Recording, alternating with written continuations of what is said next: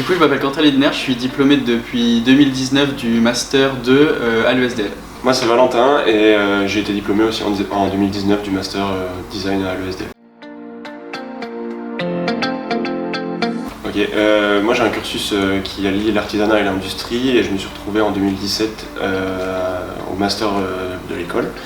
Depuis, je me suis monté en tant qu'indépendant designer et avec Quentin, on est en train de créer une agence de design à Montmartre. Et moi du coup, j'ai commencé directement en design, donc j'ai les 5 années, bachelor et master à l'ESDL.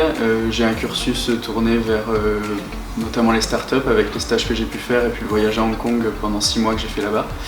Et puis ensuite, après les études, je me suis directement monté en tant qu'indépendant. J'ai mis sur pied un collectif d'indépendants qui a d'ailleurs ses bureaux dans le campus. Et comme l'a dit Valentin, on monte une agence. Donc moi j'ai pu avoir les bourses en M1 et en M2. Ça m'a notamment permis de continuer mes études en faisant baisser le coût de la formation. Ça m'a permis de la continuer plus confortablement. Alors j'ai attrapé le chat de Thomas et puis je l'ai séquestré. Non, pas du tout. J'ai bossé dur. Je pense que j'ai eu des résultats qui ont permis d'appuyer mon dossier. Puis ensuite on a eu un entretien avec le président de la fondation pour parler un petit peu de notre histoire, de nos ambitions, d'où on voulait aller. Et puis je pense que c'est ça qui m'a permis d'obtenir les bourses pendant les 2 années. Pour ma part, l'obtention de la bourse s'est faite grâce à la motivation que j'avais dans mon projet scolaire et professionnel et aussi par les missions que j'ai fait volontairement pour la fondation. Alors le CES, c'est le plus gros salon au monde dédié aux nouvelles technologies et à l'innovation qui se déroule à Las Vegas, et en 2018 on a inauguré justement le premier voyage financé par la fondation pour 3 étudiants.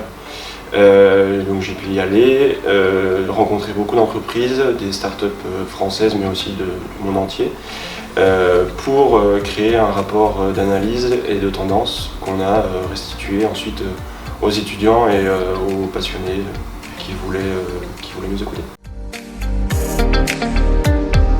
Le CES, c'est le noyau de l'innovation mondiale pendant une semaine. Et le fait d'y aller et de découvrir en fait les nouveautés m'a permis de les intégrer ensuite dans les projets, que ce soit à l'école ou même après mes projets pro et même perso, avec cette volonté en fait d'avoir toujours un temps d'avance et d'intégrer justement ces nouvelles technologies qui étaient presque à l'état de prototype.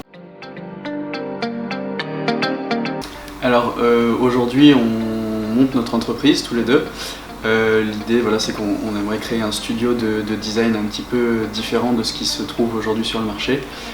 On en est encore à la genèse du projet, mais on espère que d'ici les mois à venir ça aura bien évolué. Étant donné que Quentin n'est pas parti au CES, on veut bien y retourner. Non, si on avait un mot à donner, un mot à passer à la fondation, c'est continuer à accompagner les étudiants, continuer à les envoyer dans des salons, que ce soit le CES, que ce soit d'autres. C'est toujours hyper important de leur donner cette possibilité d'ouverture, de curiosité et les moyens de ses ambitions.